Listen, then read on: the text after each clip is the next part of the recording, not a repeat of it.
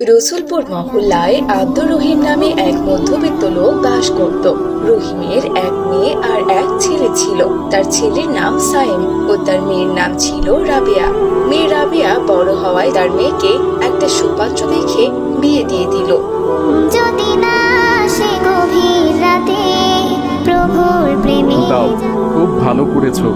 আমি তোমাকে চায়ের কথাই বলতে যাচ্ছিলাম, আর তুমি চা নিয়ে এসে হাজির হয়েছো। আসমানে থাকো প্রভু, আমি জমিনে।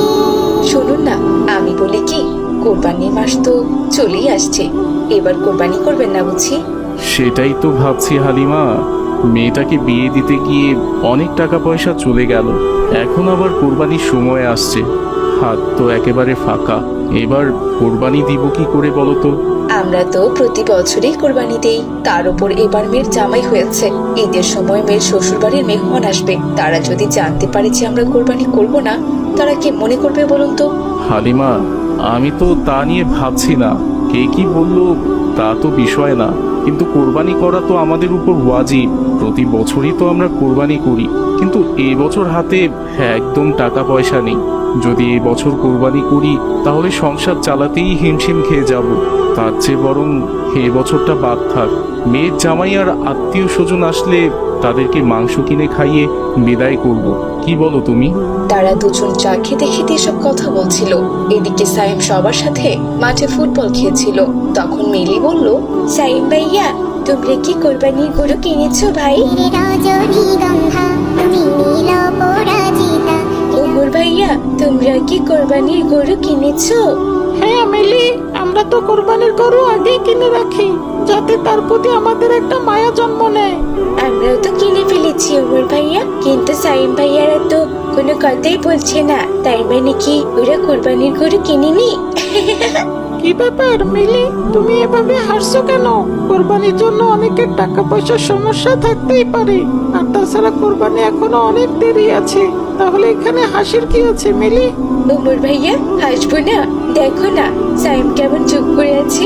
ওরা কোরবানি দিতে পারবে না বলে লজ্জা করছে। দেখো দেখো। মিলি, চুপ করো তো।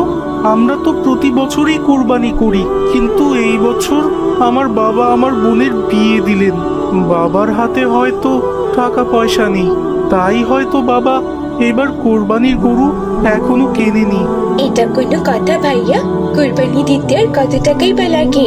এই সামান্য টাকাটা তোমাদের নেই? মিলি, তুমি কিন্তু এখন খুবই অতিরিক্ত করে ফেলছো। তুমি সায়ামের সাথে এমন ব্যবহার না করলেও পারতে। জোরে তোমার প্রেমের নতুন ছবি আঁকে। দেখলে সায়াম কেমন মন খারাপ করে চলে গেল। এটা কি তুমি ঠিক কাজ করলে মিলি? এক মুসলমান হয়ে আরেক মুসলমানকে এভাবে কষ্ট দিতে পারলে? আম্মু, আম্মু। এই তো বাবা আমি। কি হয়েছে? তুমি এমন রেগে আছো কেন বাবা? রেগে থাকবো না, আমার মহল্লার সবাই কোরবানি করবে, গরুও কিনে ফেলেছে তারা, কিন্তু বাবা এখনো কোরবানির গরু কিনলেন না কেন? কি যে বলো না সাইম, তুমি তো জানো কিছুদিন আগে তোমার বোনের বিয়ে হলো। বিয়েতে লোকজনকে খাওয়াতে অনেক টাকা খরচ হয়ে গেছে। তোমার বাবার হাতে এখন তেমন টাকা পয়সা নেই বাবা। এই অবস্থায় কোরবানি করলে আমরা তো ঋণে পড়ে যাব। আমি কিছু শুনতে চাই না, বাবাকে আজকেই বলবে তুমি কোরবানির গরু কিনে আনতে। আমার বন্ধুরা আমার সাথে কোরবানি নিয়ে ঠাট্টা মজা শুরু করেছে, আমি এসব নিতে পারছি না আম্মু। আজ বিকালের মধ্যে বাবা যদি গরু কিনে না নিয়ে আসে তাহলে আমি বাড়িতেই ফিরবো না, এই আমি বলে গেলাম। বাবা সাইম, যেও না বাবা, আমার কথা শুনে যাও। দাঁড়াও বাবা, রাগ করে না। শোনা বাবা আমার, শোনো। তোমার বাবা এলে আমি বলবো, তবুও তুমি যেও না বাবা। আমি তো বললামই, বাবাকে বলো কোরবানির গরু কিনে না আনলে আমি বাড়িতেই ফিরবো না। আবার একই কথা বলে সাইম সেখান থেকে চলে গেল।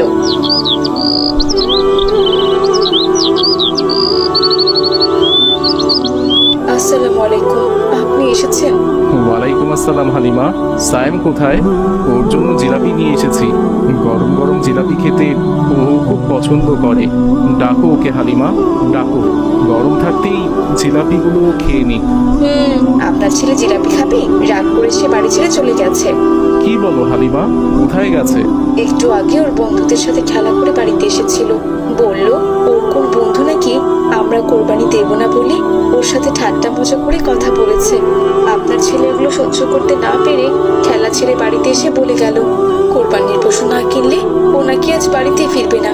আমি অনেক বোঝানোর চেষ্টা করেছি ওকে, কিন্তু ও তো আমার কোনো কথাই শুনলো না, উল্টো রাগ করে চলে গেল। কি বলো হালিমা, তুমি ওকে ভালো করে একটু বোঝাতে পারলে না? বলেছিলাম তো, কিন্তু ও আমার কথা তো শুনলোই না, না শুনেই চলে গেল। আচ্ছা, মুশকিলে পড়লাম তো হালিমা। ভেবেছিলাম এবার কোরবানি করব না, কিন্তু ছেলেটা তো চিন্তায় ফেলে দিল আমাকে। এখনো যদি বাড়িতে না আসে তাহলে কি হবে? আমাদের একমাত্র ছেলে বাড়ির বাইরে থাকবে? না না, এটা তো হতে দেওয়া যায় না।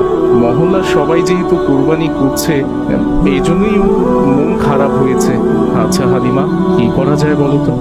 আমি বলি কি, আমার কাছে 3000 টাকা আছে, আর কিছু টাকা ধার করে হলেও আপনি একটা কোরবানির পশু কিনে আনেন। বাজার থেকে ছোটখাটো একটা খাসি কিনে আনেন। কি বলো হালিমা, খাসি কিনে আনবো? খাসিতে কতটুকুই বা মাংস হবে বলো? ছেলে মেয়ে আছে, আত্মীয় স্বজন আছে, ওদের কি সামান্য